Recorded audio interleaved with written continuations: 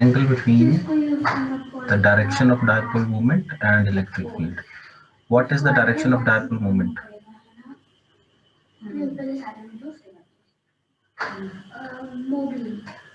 From negative to positive. And what is the direction of electric field?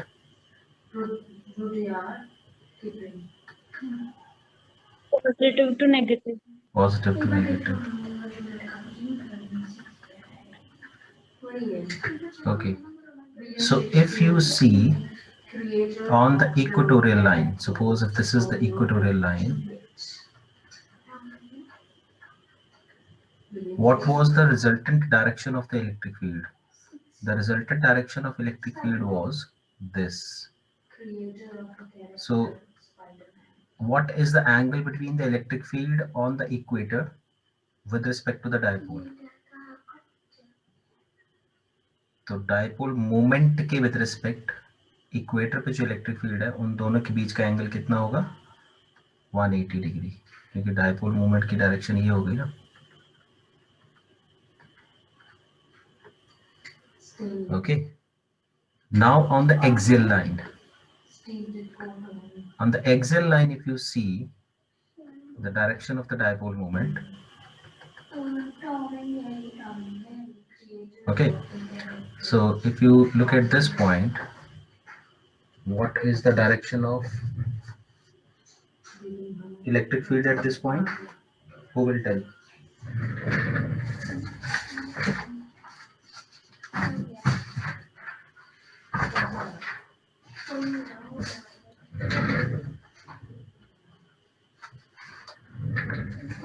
किसी ने बताया कि नहीं?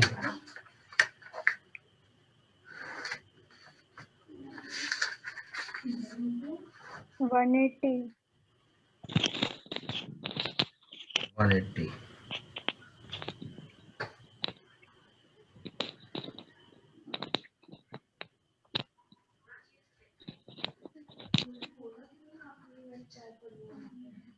Okay.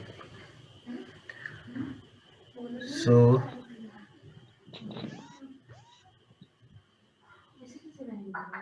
in your book, it is on page number 19. If you can see this note, the direction of electric field is given here, and direction of dipole moment is also given. Okay, so on the axial line, you can see it all depends on the distance actually. The reason being, if we consider this point here, this point, listen very carefully, this point is close to negative, तो यहाँ पे negative की वजह से electric field ज्यादा strong होगी और positive की वजह से इलेक्ट्रिक फील्ड वीक होगी. तो नेट इलेक्ट्रिक फील्ड किस तरफ होगी? इस तरफ. फिर से बताऊं, अगर Yes, हम sir. सी पे इलेक्ट्रिक फील्ड की बात करते हैं तो सी किस चार्ज के ज्यादा क्लोज है? नेगेटिव के, माइनस. माइनस के. तो यहाँ पे माइनस की वजह से इलेक्ट्रिक फील्ड ज्यादा स्ट्रांग होगी और प्लस की वजह से इलेक्ट्रिक फील्ड वीक होगी. तो नेट रिजल्टेंट फील्ड किसकी वजह से होगी? नेगेटिव की वजह से या पॉजिटिव की वजह से? नेगेटिव. नेगेटिव की वजह से. ठीक है, तो डायरेक्शन ये हो गई. अब हमारे डायपोल की डायरेक्शन क्या रहती है? हमेशा नेगेटिव टू पॉजिटिव. तो यहाँ पे एंगल 180 हो गया. लेकिन अगर तुम ये पॉइंट यहाँ एज्यूम करते हो डी, अब ये पॉइंट पॉजिटिव के क्लोज है, तो यहाँ पॉजिटिव वाली फील्ड ज्यादा स्ट्रांग होगी और नेगेटिव वाली कम होगी. कम वीक होगी, होगी. वीक होगी. तो नेट फील्ड किस तरफ हो जाएगी? इस तरफ हो जाएगी. ठीक है, और Yes, sir. डायपोल मोमेंट की डायरेक्शन भी इसी तरफ है, तो यहाँ पे एंगल हो जाएगा 0 डिग्री. क्लियर हो गया? Yes, sir. तो ये बेसिकली पॉइंट टू पॉइंट अलग अलग डायरेक्शन में अलग अलग जगह वेरी करेगा. ठीक है, अब आते हैं नेक्स्ट पार्ट पर.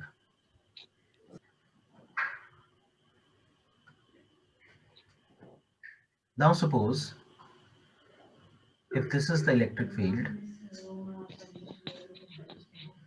please be ready to answer this question. And if you place a positive charge here, in which direction it will experience a force? Negative. मतलब राइट की तरफ या लेफ्ट की तरफ? This direction Right. or this direction? Which direction will it experience a force?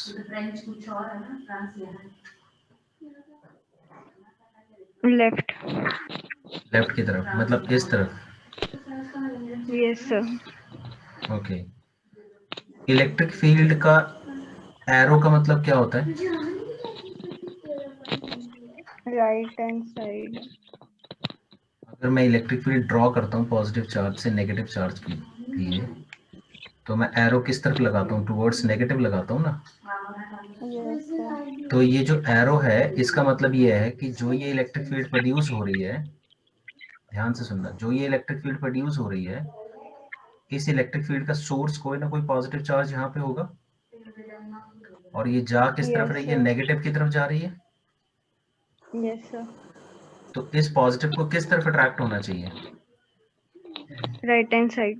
Right hand side. तो positive को force लगती है, हम लिखते हैं positive experiences the force along the direction of electric field. Along the direction of electric field.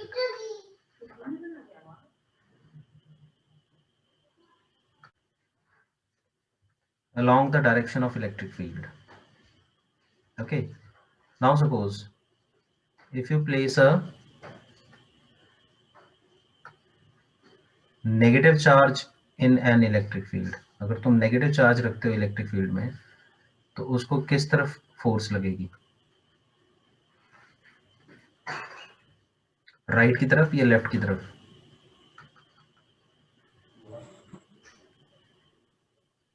Left की तरफ. Left की तरफ. तो हम बोलेंगे negative charge experience force opposite to electric field lines, to the direction of electric field lines, rather we can make it like this, opposite to the direction of electric field lines. ठीक है, इतना clear है? Yes, sir. To all? Yes. Now suppose we have electric field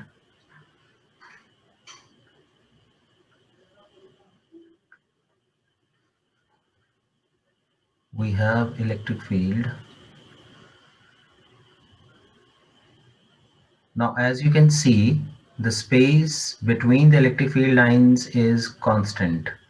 So what does it indicate? Parallel field lines. What does parallel field lines indicate? Theta equals to 0. What does parallel equidistant field lines indicate about the electric field? If you are expressing an electric field with the lines which are parallel to each other, so what type of a field is this? Uniform. Uniform electric field. Now what did you do? You have kept a dipole in an electric field. अब इसमें positive और negative दोनों एक दूसरे से connected है. तो अब ये किस तरफ जाएगा डाइपोल? किसी एक तरफ जाएगा या नहीं जाएगा? जाएगा. देखो, इस पॉजिटिव को लगती है फोर्स इस तरफ, नेगेटिव को लगती है फोर्स इस तरफ. अब ये दोनों आपस में इंटरकनेक्टेड है. Yes, sir. तो फिर क्या होगा?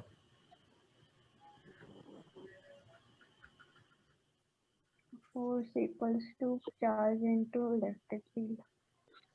हाँ वो तो यहाँ पे हो जाएगा ना कि इसको फोर्स कितनी लग रही है, ये होगा प्लस क्यू इंटू ई, और इसको फोर्स कितनी लग रही है, मान लो ये F1 है और ये F2 है, तो इसको फोर्स लग रही है माइनस क्यू इंटू ई। लेकिन अगर तुम याद करो, तुमने 10th में पढ़ा होगा two equal and opposite forces, ये फोर्स इस तरफ है, इसका लाइन ऑफ एक्शन, इस फोर्स का लाइन ऑफ एक्शन इस तरफ है, इन दोनों का परपेंडिकुलर डिस्टेंस ये, pair of two equal and opposite forces, couple, pair of two equal and opposite forces. So far we studied that if we place a single charge in an electric field, then it experiences a force in a particular direction. But now what happens if a dipole is placed in the electric field? If the dipole is placed in the electric field, तो क्या होगा? If the dipole is placed in the electric field, then the dipole will experience two equal and opposite forces. One is F1 and one is F2. These two forces are equal in magnitude but opposite in direction. Hence, they will behave like a couple. Yes. Okay. So, what is the distance between the dipole? 2a. Length of the dipole. We can say not distance of the dipole. We can say the length of the dipole is 2a. So, if I make it as a right angle triangle, this A, B, and C, then what is the value of BC with respect to 2A? 2 sin theta. 2 sin theta. 2A sin theta. Okay. Now see, BC is, why we are calculating BC? This is I'm writing right now. BC is perpendicular distance between the two forces. दोनों forces के बीच का जो perpendicular distance है वो BC है. Yes, sir. अब wherever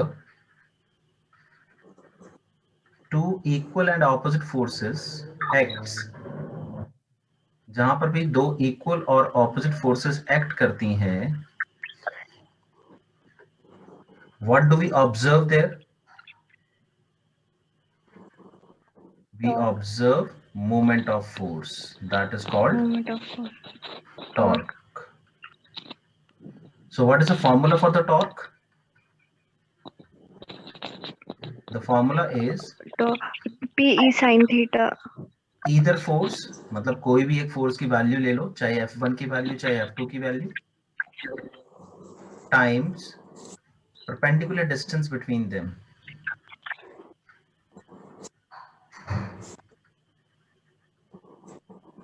ठीक है, तो हम क्या करेंगे, ये दो फोर्सेस ले लेंगे, इनमें से कोई एक वैल्यू और उनके बीच का परपेंडिकुलर डिस्टेंस ले लेंगे. तो परपेंडिकुलर डिस्टेंस है 2a sin थीटा और फोर्स की वैल्यू कितनी है दोनों की, F1 और F2. Symbol of torque, torque का सिंबल क्या है? PE sin theta. टाउ, इसको टाउ बोलते हैं. Tau. ये सिंबल है टॉर्क का. तो अब मैं सिंबॉलिकली लिखूंगा, इसीलिए मैं तुम्हें बता रहा हूं. Tau is equal to force into perpendicular distance.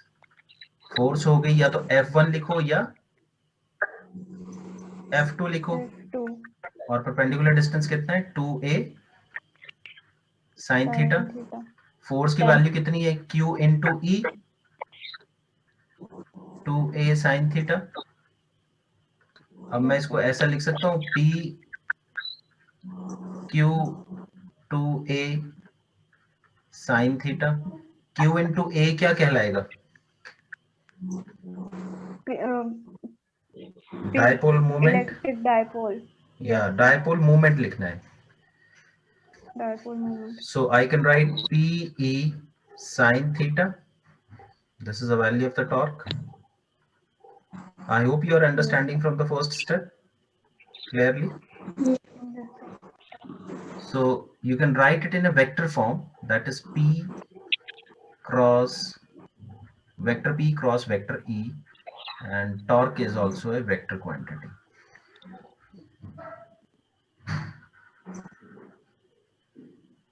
अगर तुम्हें वेक्टर याद हो, अगर मान लो ये कोई दो वेक्टर हैं a और b, तो a क्रॉस b का मतलब क्या होता है? You are rotating from a towards b. Yes, If you sir. are rotating from a to b, the resultant direction of a cross b will be this side, perpendicular to the plane of a and b.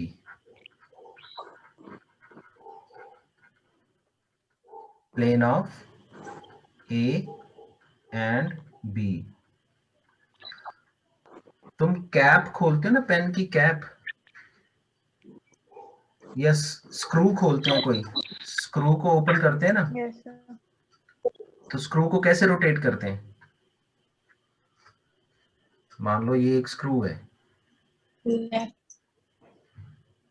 इसमें ये threads हैं, अगर तुम इसको ऐसे rotate करते हो तो ये किस तरफ आता है? ऊपर की तरफ आता है ना। Yes, sir. उसकी नेट मोशन ऊपर की तरफ होती है। और अगर तुम इसी स्क्रू को नीचे की तरफ रोटेट, ऐसे ऐसे रोटेट करते हो तो ये नीचे की तरफ जाता है। तो वैसे ही देखो ये वेक्टर में, अगर तुम ए से बी की तरफ रोटेट करोगे तो ये ऊपर की तरफ आएगा, एंटी क्लॉकवाइज, एंटी क्लॉकवाइज ऊपर की तरफ आएगा। तो जो टॉर्क है बेसिकली वो क्या होती है? इन दोनों प्लेन्स के परपेंडिकुलर ऊपर की तरफ होती है। Yes, sir. I hope now it is clear to you with the help of the example of this screw. तो तुम पेन की कैप खोलते, तुम देखना रिजल्टेंट मोशन ऊपर की तरफ होती है, वो खुलते खुलते ऊपर की तरफ आता है। तो now what conclusion we will draw from it? We will draw a conclusion that whenever a dipole is, electric dipole is placed in uniform electric field,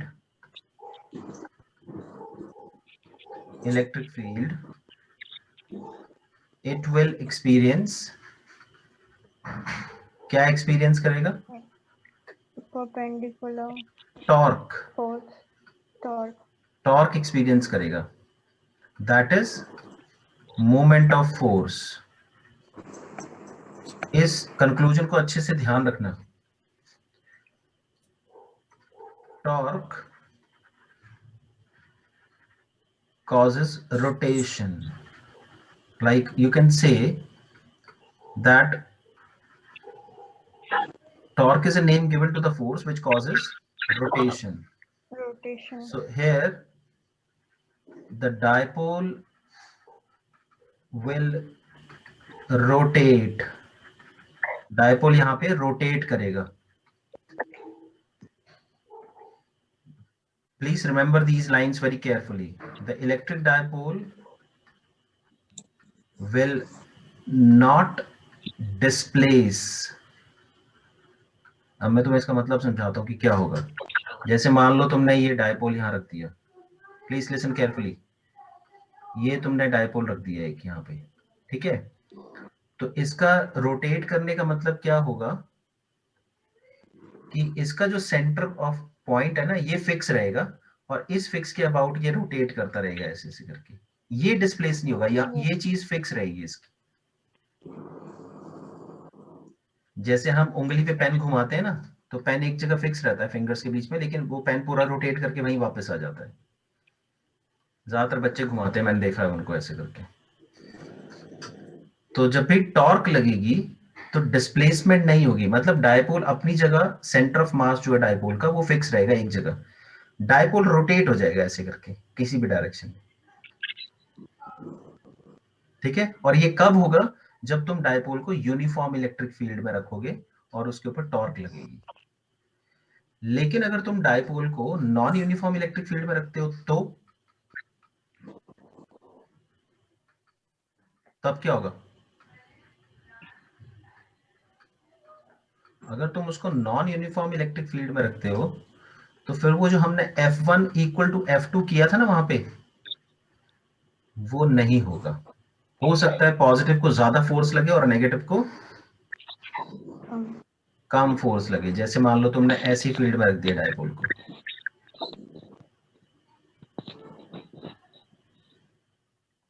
यहां पॉजिटिव चार्ज है और यहां नेगेटिव है, तो क्या होगा? The force experience by the positive will be greater than the force experience by the negative. तो जैसी फोर्स इक्वल नहीं होंगी तो फिर क्या होगा? डिस्प्लेसमेंट कॉज होगा। तो ये डायपोल धीरे धीरे इस तरफ आ जाएगा, ऐसे करके कुछ यहाँ आ सकता है, पूरा का पूरा डायपोल। तो अगर नॉन यूनिफॉर्म इलेक्ट्रिक फील्ड में रखोगे तो डिस्प्लेसमेंट कॉज होगी,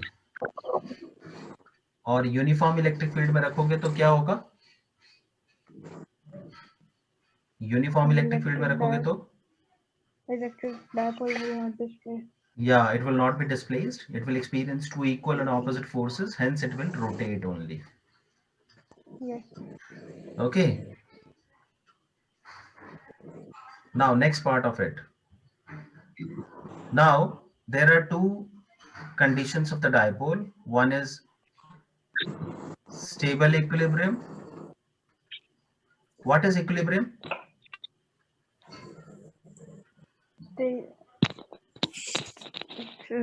Equilibrium is a condition where a number of forces is equals to 0. Yeah, sum of the forces or sum of the forces becomes equal to 0. Now suppose if we have electric field, and if suppose an electric dipole is placed in it. Look carefully how I keep this dipole. The positive is this side and the negative is this side. So how the force will be experienced by the positive and the negative? The positive will experience a force in this direction. The negative will experience a force in this direction. Now these two forces are equal and opposite. और इनका line of action भी क्या है? Same है. Yes. अगर line of action same है तो फिर क्या होगा? ये एक दूसरे के इफेक्ट को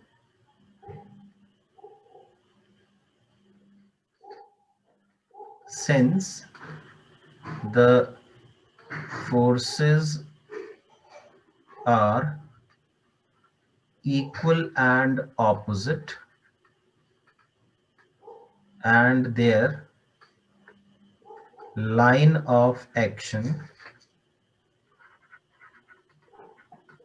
is also same, they will balance each other effect. एक दूसरे के इफेक्ट को ये क्या कर देंगी? बैलेंस कर देंगी. No motion. The dipole will be at rest. ठीक है? Now the second part is unstable equilibrium. Unstable equilibrium. How this unstable equilibrium is caused?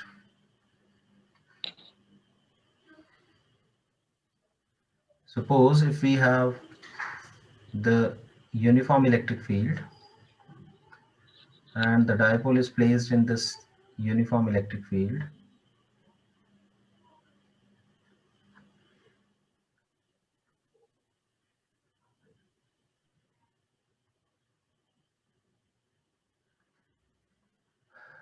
so if the dipole is placed in the uniform electric field in this direction, in this way, the positive is on the right hand side, left hand side, and the negative is on the right hand side. So what will happen? The negative will experience a force opposite to the electric field, and positive will experience a force along the electric field. Is this diagram clear to all of us? Yes, sir. Now these two forces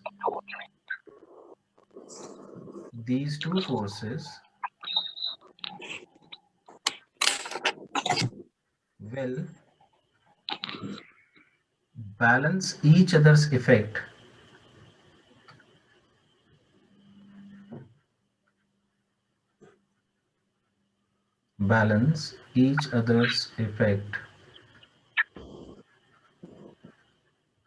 till they are in line, जब तक वो आपस में एक line में है। अब मान लो कि कोई भी आदमी इस डाइपोल को थोड़ा सा डिस्प्लेस कर देता है, मतलब ये नेगेटिव है और थोड़ा सा इसको ऐसे हिला के रख देता है, मतलब ये पॉजिटिव हो गया। तो अब हुआ क्या कि F1 तो इस तरफ आ गई ऐसे, और F2 का लाइन ऑफ डायरेक्शन ये हो गया। तो अब क्या होगा, F1 और F2 एक दूसरे को बैलेंस नहीं कर पाएंगे। जब तक वो ऐसी स्टेज में थे तब तक तो वो बैलेंस कर रहे थे, लेकिन अगर किसी भी वजह से, किसी भी रीजन से अगर ये डायपोल थोड़ा सा हिलता है,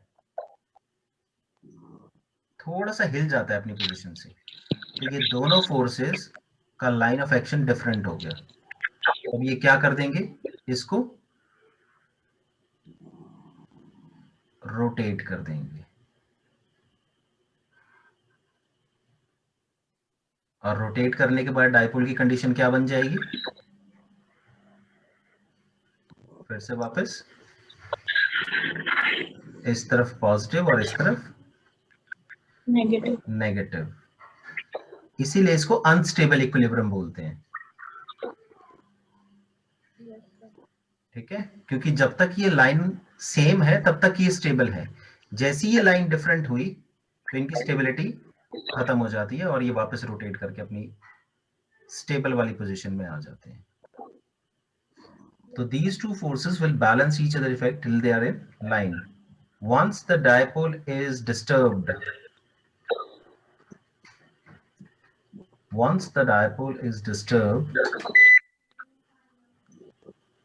the line of action is not same. तो line of action same नहीं रहेगा। तो then these two forces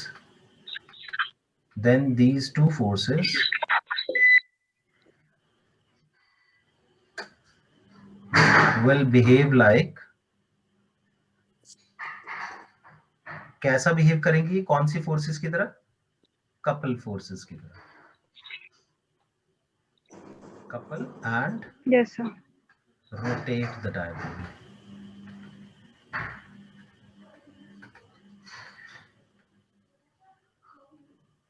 Rotate